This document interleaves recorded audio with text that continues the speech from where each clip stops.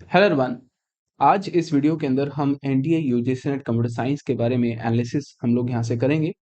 और उसके साथ साथ एक क्वेश्चन जो बार बार स्टूडेंट्स के मेरे पास आ रहे हैं कि सर इस समय पर रिया मैम क्लास क्यों नहीं ले रहे हैं। हमारे टेलीग्राम ग्रुप के अंदर भी आप लोगों ने मैसेज किए हैं और कई लोगों ने कमेंट पे भी मैसेज किए हैं।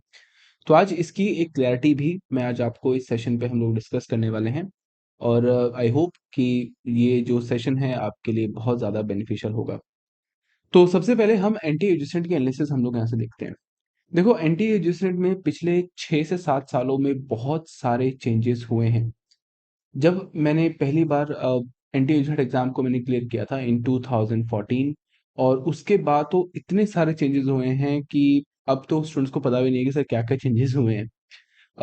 हमारे खुद के जो चैनल थे हमारे, हम 2016-17 में हमने अपने चैनल को स्टार्ट किया था 2017 में। और यानी कि पिछले 6 सालों से बहुत सारे स्टूडेंट्स हैं जिन्होंने एंटी एडजेसेंट एग्जाम को क्लियर किया है।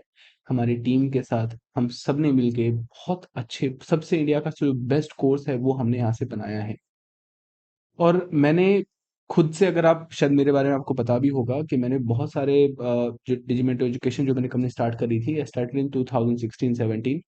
उसके बाद मैं अनअकैडमी के साथ भी काम किया है, उसके अलावा मैंने टेक्स्ट बुक के साथ भी काम किया है। और ऐसे बहुत सारे इंडिया के जो टॉप कोचिंग इंस्टीट्यूशन हैं, सभी के साथ मैं पहले काम भी कर चुका हूँ। अब अगर मैं सिर्फ एनालिसिस के बाद देखते हैं कि एंटी एड्यूसेट में कितने चेंजेस हुए हैं, तो पहला क्या था कि 2017 2018 का जो एंटी एड्यूसेट का जो एग्ज़ाम था, वो अनस्ट्रक्चर्ड था एक तरीके से। और उसकी क्लैरिटी नहीं थी। मतलब वो एक ऐसा एग्ज़ाम जो था, जो मुझे ऐसा लगता है बहुत सारे क्वेश्चन जो आते थे बहुत सारे सिली मुझे फ़ील होते थे कि बहुत सारे सिली क्वेश्चंस वहाँ से आ रहे हैं। लेकिन पिछले 4 सालों में एंटी-जेनरेट में इतने सारे चेंजेस हुए हैं दैट कि जो क्वालिटी है, जो क्वालिटी ऑफ क्वेश्चन जो इसमें पर एंटी-जेनरेशन में आ रहे हैं, वो पहले से बहुत बेहतर है। मैंने खुद से गेट एग्ज़ाम को भी मैंने क्लियर किया है, मैंने बहुत सारे एग्ज़ाम को मैंने क्लियर किया है इसके अलावा। लेकिन हाँ, जो एंटी-जेनरेट का जो एग्ज़ाम है वो पहले से बहुत इम्प्रूवमेंट हुई है, बहुत सारे चेंजेस हुए हैं।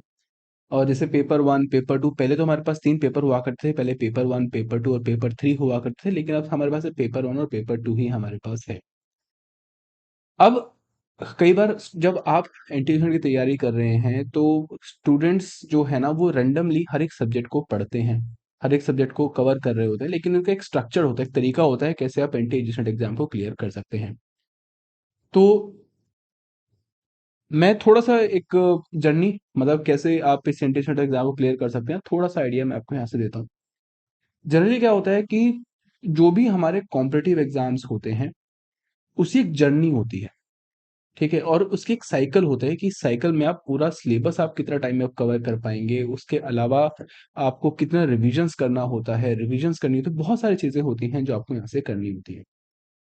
अब जैसे अगर आप गेट की तैयारी करते हैं, गेट का जो कंप्लीट सिलेबस है, आप उसको 5 महीने में जो गेट का सिलेबस है कंप्लीट आप कवर कर सकते हो, ठीक है? मतलब डिपेंड्स ऑन द स्टूडेंट। कई स्टूडेंट हैं वो 4 महीने में ही अपना सिलेबस कवर कर लेते हैं। कुछ स्टूडेंट्स हैं उनको 6 से लेकर 8 महीने भी लग जाते हैं।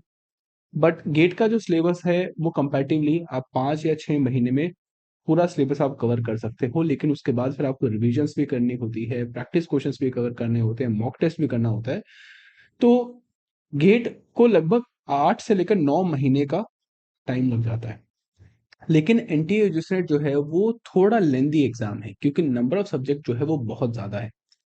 लगभग 23 सब्जेक्ट हैं जो पेपर 2 में आएँगे। उसके अलावा पेपर 1 के अंदर आपके 8 से लेकर 10 सब्जेक्ट्स वहाँ से भी आपके पास आते हैं, तो लगभग 33 सब्जेक्ट आप पढ़ते हो। और ये बहुत लेंदी है।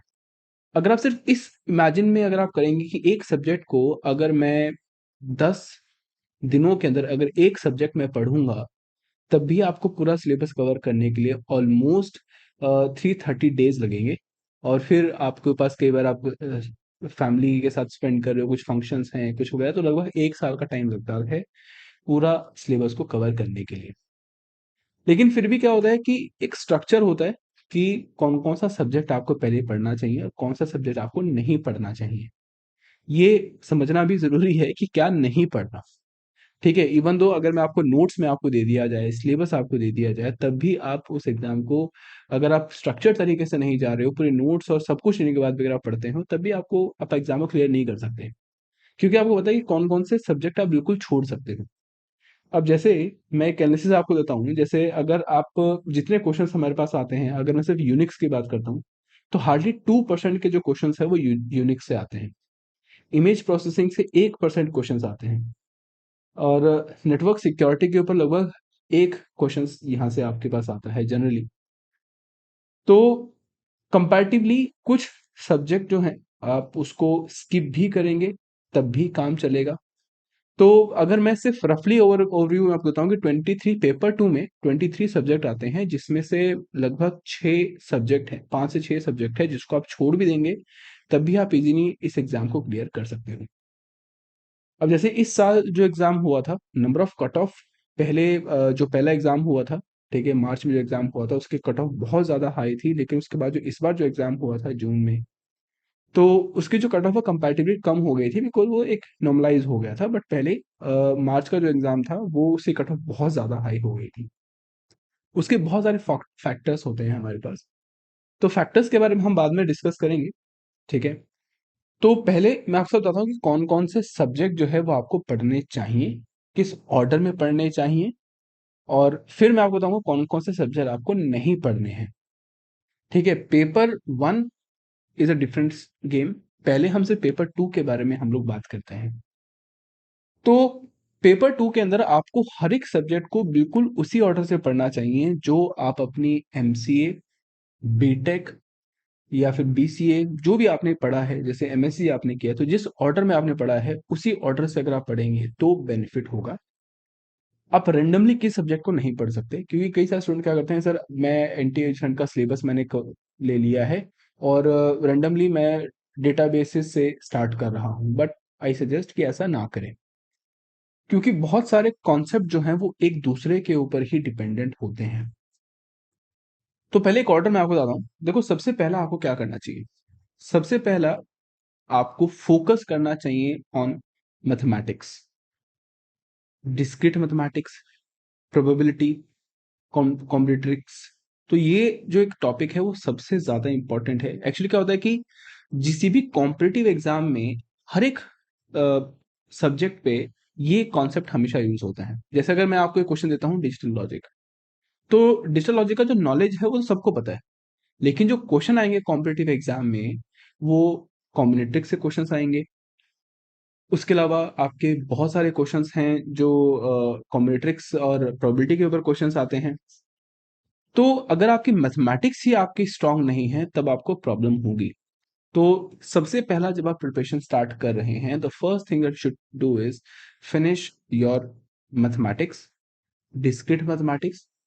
इन इवन दो हमारे पास इंजीनियरिंग मैथमेटिक्स यूजीसी नेट में नहीं आता, गेट में आता है, लेकिन फिर भी आप इंजीनियरिंग मैथमेटिक्स को भी पढ़ना चाहिए, ठीक है।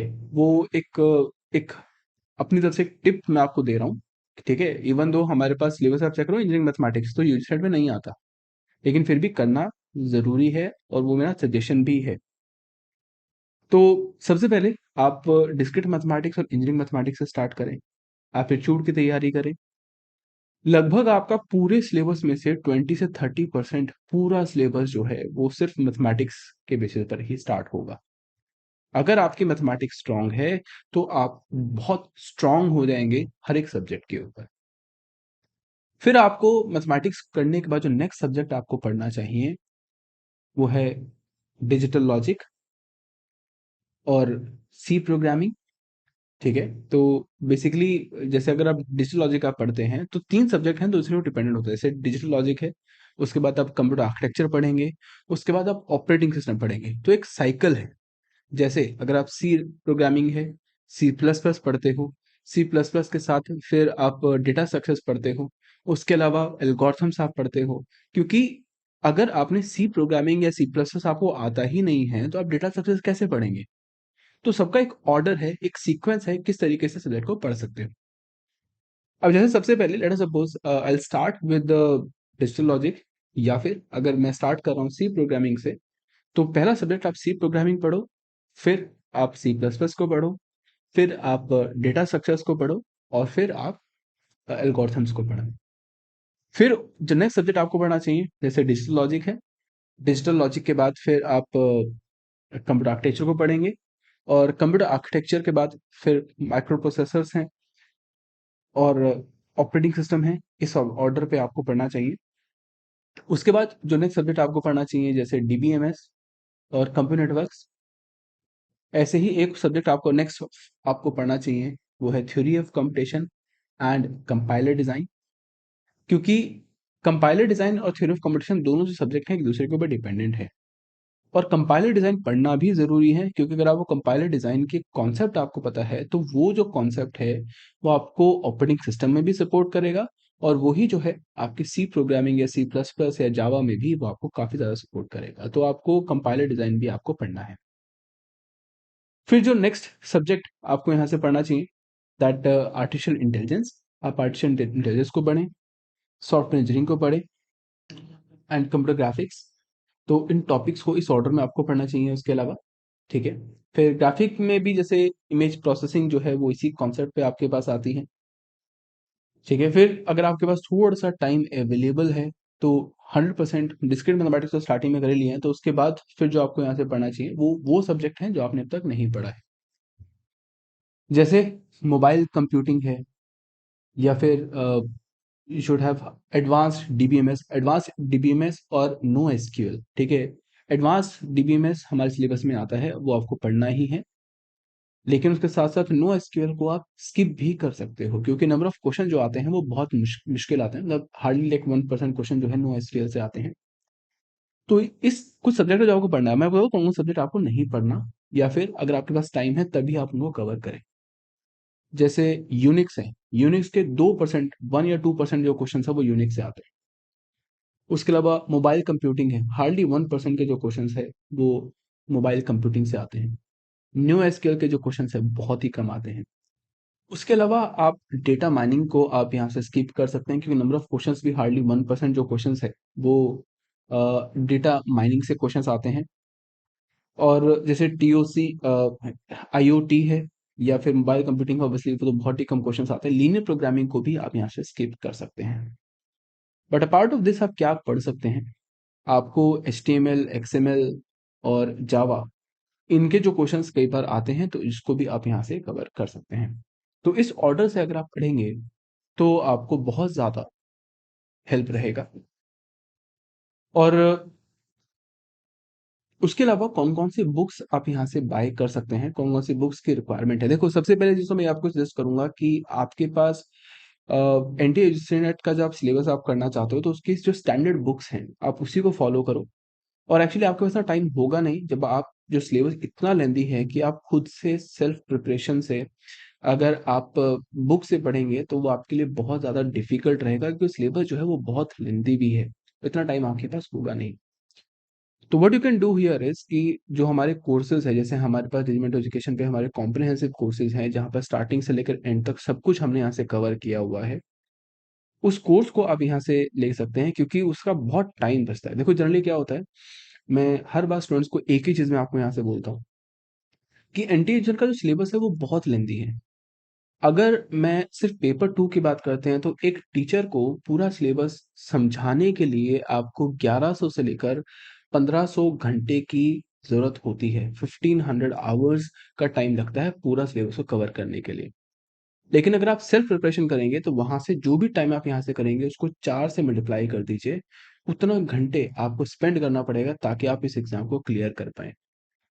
तो coaching is not like, coaching जो है इम्पोर्टेंट नहीं है। आप विदाउट कोचिंग के बिना भी बहुत सारे एग्ज़ाम आप क्लियर कर सकते हो। द ओनली थिंग इज़ कि जब आप कोचिंग करते हो तो उससे आपको हेल्प मिलती है, सपोर्ट मिलती है। आपको पता होता है कि क्या कवर करना है, क्या नहीं करना। और अगर कोई किसी क्वेश्चन पे आपको कुछ क्वेरी है, कुछ डाउट है जो आपको समझ नहीं आ रहा, तो आपका टीचर जो है उसको हेल्प आउट करता है। तो मेरा कहने का मतलब क्या है कि एनटीए यूजीसी नेट का जो कंप्लीट जो कोर्स है उसको कवर करने के, सिलेबस को कवर करने के लिए भी आपको लगभग 8 महीने का टाइम लगता है, ताकि पेपर 2 का सारा सिलेबस आप यहाँ से कवर कर पाएँ। उसके बाद फिर आपका एक पार्ट होता है जहाँ पर आप रिविजन्स भी करते हैं, रिविजन्स आप साथ में साथ कर सकते हो। उसके साथ-साथ मॉक टेस्ट आपको करने होते हैं। ऐसे बहुत सारी चीज़ें हैं जो आपको यहाँ से पर्सनली यहाँ से करनी होती हैं। बट एज़ ऑफ नाउ इस वीडियो पर मैं आपके साथ एक स्क्रीनशॉट मैं आपको दे रहा हूँ, जहाँ से आप देख सकते हो अगर आपको स्टैंडर्ड बुक चाहिए तो आप इसको ले सकते हो और ये सभी जो बुक्स हैं, वो गूगल पर अवेलेबल है। आपको कहीं से बाय करने की ज़रूरत नहीं है, गूगल पे सर्च कर लेना। जैसे फॉर एग्ज़ाम्पल अगर आपको थ्योरी ऑफ कंपटीशन की एक बुक चाहिए, तो बुक इज़ पीटर लिंस। तो पीटर लिंस को आप डायरेक्टली आप गूगल पे सर्च करेंगे, आपको पीडीएफ मिल जाएगा। यू डोंट हैव टू पे और बाय एनीथिंग। उसी तरीके से कंप्यूटर आर्किटेक्चर के लिए मॉरिस मैनो आप यहाँ से यूज़ कर सकते हो। तो जो भी बुक्स हैं मैं आपके साथ यहाँ पर स्क्रीन पर आपके साथ शेयर किया है, आप इसको भी यहाँ से यूज़ कर सकते हैं। तो अब जो हम हमारा एंटी का जो एग्ज़ाम है, अब वो दिसंबर वाला साइकिल है और अभी आपके पास 4 महीने का टाइम है। तो अगले 4 महीने में आप क्या करें? देखो, अगर आप पहले से ही प्रिपरेशन कर रहे हो या फिर अगर आपने प्रिपरेशन आपने पहले करी है लेकिन आपका एग्ज़ाम क्लियर नहीं हो रहा, आप क्लियर नहीं कर पा रहे, तब हमारी टीम के साथ भी आप कॉन्टैक्ट कर सकते हो ताकि हम लोग आपको प्रॉपर्ली एक स्ट्रैटेजी आपको दे भी दे सकते हैं और आपको एक डिस्कशंस और किस तरीके से टॉपिक्स को कवर करना है, क्या आगे बढ़ना चाहिए, तो हमारी टीम जो है हम लोग आपके साथ कनेक्ट करेंगे। तो अगले 4 महीने में हम आपके साथ प्रॉपर्ली हेल्प आउट करेंगे ताकि आप अपना कॉम एक इस एग्ज़ाम को बहुत ईज़िली आप यहाँ से क्लियर कर पाएँ। बट दूसरी चीज़ आपको ज़रूर बताना चाहिए कि हमेशा जो कोचिंग जो है ना that is not a guarantee of success, ठीक है? तो जब भी आप कोचिंग इंस्टीट्यूशन से आप लेते हो तो हमेशा गारंटी नहीं होती। अगर आपको एफर्ट आप कर रहे हो, तो रिज़ल्ट आपको ज़रूर मिलेगा, ठीक है? हम आपको एज़ अ सपोर्ट मिल सकता है।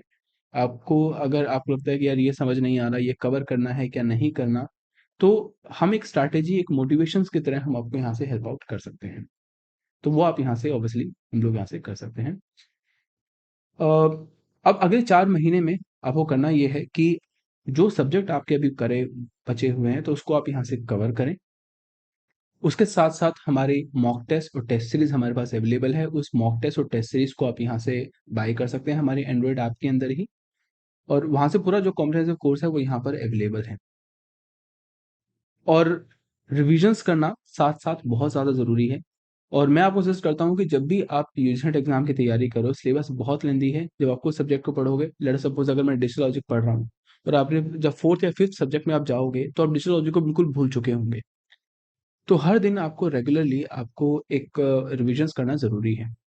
अगर आपको लगता है कि आपको रिविज़न्स कैसे करना चाहिए, अगर आप चाहते हैं, तो आप मुझे कमेंट में मुझे बता सकते हैं, तो मैं इसका जो वीडियो है, मैं आपको यहाँ से बना भी दूँगा या फिर हम ऑनलाइन हम इसके बारे में डिस्कशन भी कर सकते हैं, ठीक है? चलो, एक छोटा-सा ओवरव्यू मैं आपको दिया है यहाँ से, ओवर ठीक है? और हाँ, अगर आप एंट्रेंस की तैयारी करना चाहते हैं, तो इमेजिन करना कि लगभग 8 महीने का टाइम लग ही जाता है सिलेबस कवर करने के लिए। फिर आपको मॉक टेस्ट, टेस्ट सीरीज़ और ये सब करना है, इसका कोई शॉर्टकट नहीं है। यूट्यूब पे एक ही चीज़ बोलता हूँ कि यूट्यूब पे यार बहुत सारे यूट्यूब चैनल्स हैं, बोलते हैं कि सर 1 महीने में आप क्लियर करो, 2 महीने करो, 3 महीने में करो। 3 महीने में आप यूजीसी एग्ज़ाम को क्लियर नहीं कर सकते, अनलेस आपने पहले से प्रिपरेशन करी है। The only thing I can say is कि hard work is important, knowledge बहुत ज़्यादा ज़रूरी है और मैंने बहुत सारे स्टूडेंट देखता हूँ कि वो पढ़ते तो नहीं है, कॉन्सेप्ट तो नहीं पढ़ते, वो सिर्फ क्या करते हैं sir PYQs previous year question को सॉल्व करेंगे, सोचेंगे कि हमारा एग्ज़ाम क्लियर होगा। The guarantee is no. अगर आपको कॉन्सेप्ट आपको नहीं पता है और आप फिर कोशिश करेंगे कि भाई मैं सिर्फ प्रीवियस ईयर क्वेश्चन से गेट एग्ज़ाम को ये यूजीसी नेट एग्ज़ाम को क्लियर कर लेंगे, तो आप नहीं कर सकते। यूजीसी नेट एग्ज़ाम को बिल्कुल भी क्लियर नहीं कर सकते, जस्ट फ्रॉम पीवाईक्यूज़। तो उसको पढ़ना बहुत ज़्यादा ज़रूरी है, कॉन्सेप्ट को क्लियर करना बहुत ज़्यादा ज़रूरी है। If you want to be a good teacher, then you should have a knowledge. अगर आपके पास नॉलेज ही नहीं है, तो आप कैसे बढ़ पाएँगे? तो this is something that you can अगर आपने अब तक प्रिपरेशन स्टार्ट नहीं करी है, तो आपको स्टार्ट करना कि 6-8 महीने से लेकर 1 साल का टाइम आपको लगेगा इस सिलेबस को कवर करने के लिए और प्रिपरेशन को अच्छे लेवल तक पहुँचाने के लिए। अब दूसरा पार्ट हम लोग यहाँ पर डिस्कस करते हैं, रिया मैम क्लासेस क्यों नहीं ले रहे हैं? या फिर जैसे कई बार मेरी क्लासेस आई हैं और इस समय पर काफ़ी सारे स्टूडेंट्स हैं जो क्लासेस वो कम कमेंट या व्यूज़ बचे नहीं देख रहे हैं, उसका एक ओवरव्यू, एक डिस्कशन मैं आपको यहाँ से देता हूँ। जनरली क्या हो रहा है कि रिया मैम जो है पहले मैम ने जो है अपनी एनटीए एग्ज़ाम को उन्होंने क्लियर किया था, जेआरएफ भी उन्होंने क्लियर किया था और फिर उनके बाद वो पहले 1 डेढ़ साल से हमारी क्लासेस ले रहे थे हमारे चैनल के साथ ही और अभी भी हमारे साथ ही वो कनेक्टेड हैं। थिंग इज़ कि बिकॉज़ वो इस समय पर अपनी पीएचडी कर रहे हैं और उनका जो शेड्यूल है वो बहुत ज़्यादा हेक्टिक है, इसी वजह से वो क्लास नहीं ले पा रहे हैं। और जिस समय पर अगर उनके पास ऐसा होगा कि टाइम थोड़ा अगर अवेलेबल हो, तब वो क्लास लेंगे, बट जनरली इस समय पर वो काफ़ी डिफिकल्ट है और वो अभी क्लास नहीं ले पा रहे हैं और अभी नहीं ले रहे हैं, तो इसी वजह से उसके जगह पर मैं भी अपनी क्लासेस को मैं यहाँ से बढ़ा रहा हूँ। पर थिंग इज, हर एक टीचर का समझाने का तरीका अलग अलग होता है। जैसे फॉर एग्जांपल, मैं अपने खुद के इस यूट्यूब चैनल को मैंने स्टार्ट किया था इंग्लिश के अंदर ही। ठीक है, I was very good in English, I should say I think okay enough, ताकि मैं आपको समझा पाऊँ। But now I am not so comfortable, मैं बहुत ज़्यादा कंफर्टेबल नहीं हूँ अपनी क्लासेस को इंग्लिश में कंटिन्यू करने के लिए। दैट इज़ वाई ट्राई में take my best to take the classes in Hindi as well as English, bilingual की तरह ट्राई करूंगा। बट हाँ, ठीक है, मेरी क्लासेस आगे कंटिन्यू रहेगी, लेकिन रही रहेगी तभी रहेगी जब आपका एक हेल्प आउट, अगर आपको लगता है कि हाँ मेरी क्लासेस ठीक लग रही है, तभी हम यहाँ से आगे बढ़ेंगे। पर वैसे इस चैनल पे लगभग मैंने 6 साल हो चुके हैं, 6 साल से इस चैनल को ही मैंने स्टार्ट किया था, और 6 साल से बहुत सारे मेरे वीडियोस हैं, अगर आपको शायद यूट्यूब पे देखा होगा 1500 से ज़्यादा वीडियोस और बहुत सारे कॉन्सेप्ट मैंने यहाँ से शेयर किए हैं।